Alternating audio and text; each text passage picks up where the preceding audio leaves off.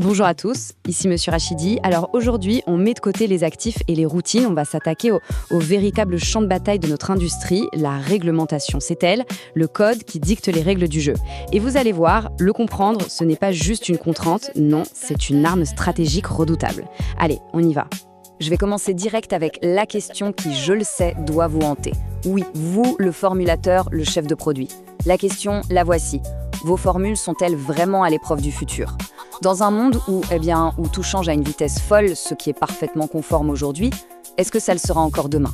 C'est tout le cœur du problème qu'on va décortiquer ensemble. Parce que la réalité, la voilà. Elle est brute. L'époque où on pouvait formuler un produit et hop, le laisser vivre sa vie pendant 10 ans, cette époque-là, elle est terminée, finie. Aujourd'hui, si on se contente de réagir, on est déjà en retard, on a déjà perdu.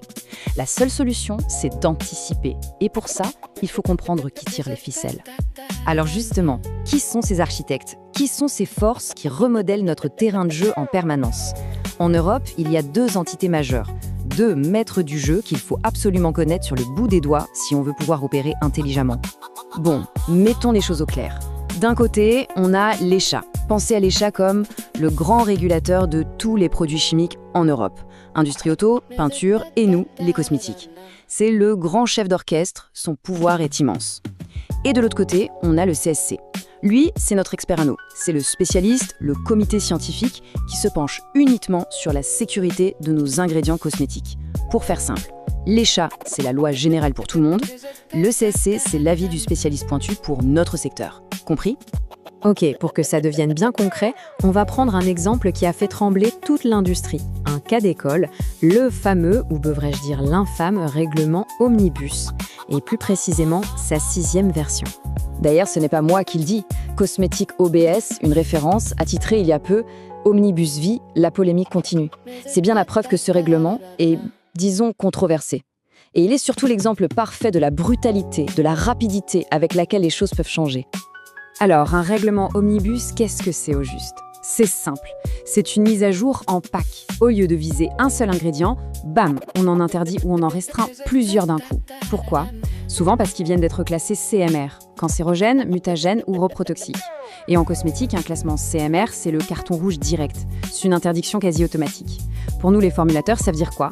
Ça veut dire qu'on nous impose une véritable opération de chirurgie moléculaire sur nos formules avec des délais impossibles. C'est violent et ça met toute l'industrie à genoux, obligée de tout revoir en urgence. Et attention, ce n'est pas un événement isolé. Ce mouvement est perpétuel, ça ne s'arrête jamais. Alors regardons ensemble quelques exemples très récents pour bien saisir le truc. Et là, je vous le dis, prenez de quoi noter, mettez sur pause s'il le faut parce que ces exemples sont extrêmement parlants. Regardez ça, on a ici 2 cas typiques.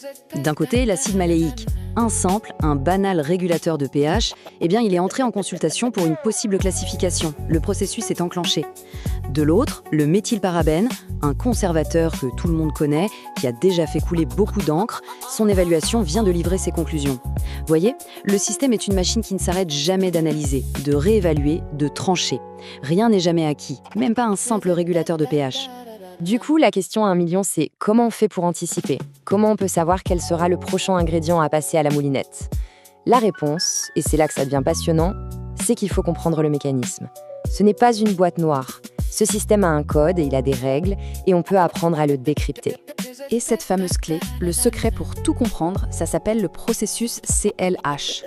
Retenez bien cet acronyme CLH, pour classification et étiquetage harmonisé.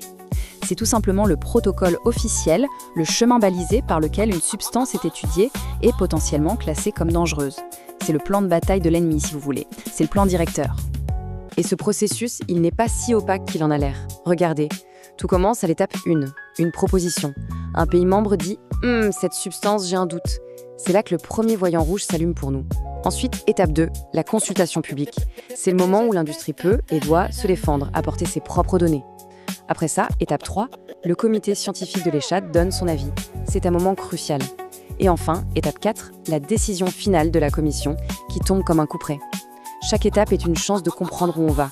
Si on surveille l'étape 1 comme le lait sur le feu, on peut deviner ce qui se passera à l'étape 4. C'est ça que j'appelle le biohacking réglementaire. Lire le code avant même qu'il soit compilé.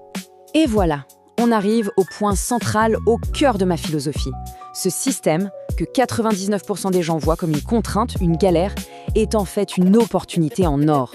C'est une carte, une grille de lecture et celui qui sait la lire, il a un avantage stratégique absolument colossal sur les autres. C'est tout le sens de cette phrase. Reprenez le pouvoir. Parce que le vrai pouvoir, c'est la connaissance. Comprendre le fonctionnement de la machine réglementaire, ce n'est pas subir, c'est contrôler. C'est arrêter de jouer en défense et enfin passer à l'attaque. C'est avoir un, voire deux coups d'avance. Donc voilà, le message clé à graver dans votre esprit. La connaissance réglementaire, ce n'est pas un fardeau, ce n'est pas un centre de coût, non.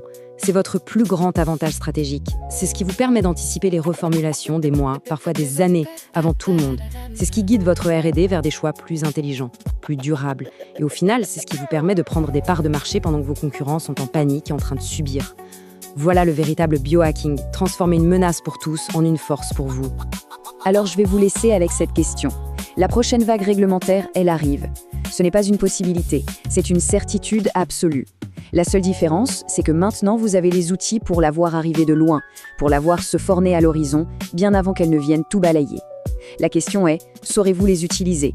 Parce que la réponse à cette question, elle désignera les gagnants et les perdants de demain.